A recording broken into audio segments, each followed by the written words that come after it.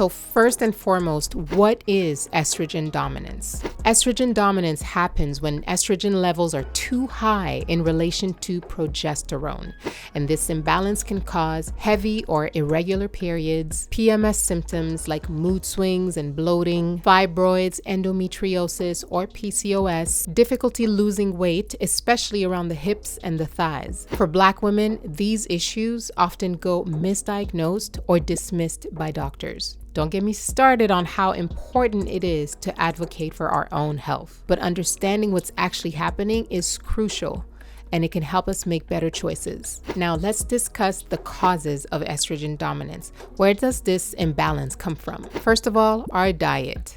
Foods high in sugar, dairy, gluten, and processed ingredients can increase estrogen or inflammation in the body. Number 2 are environmental toxins. In a previous video, I've discussed what endocrine disruptors are.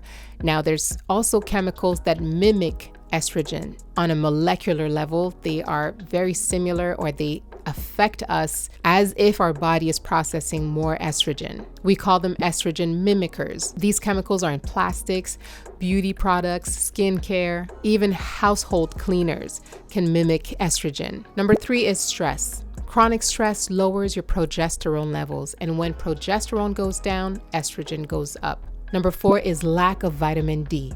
I cannot stress this enough. Black people, we are very deficient.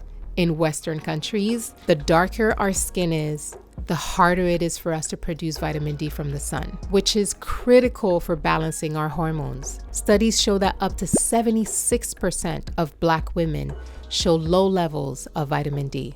This alone can make our hormonal imbalances worse and create reproductive issues. Now, you know I got you. I'm not here to just give bad news.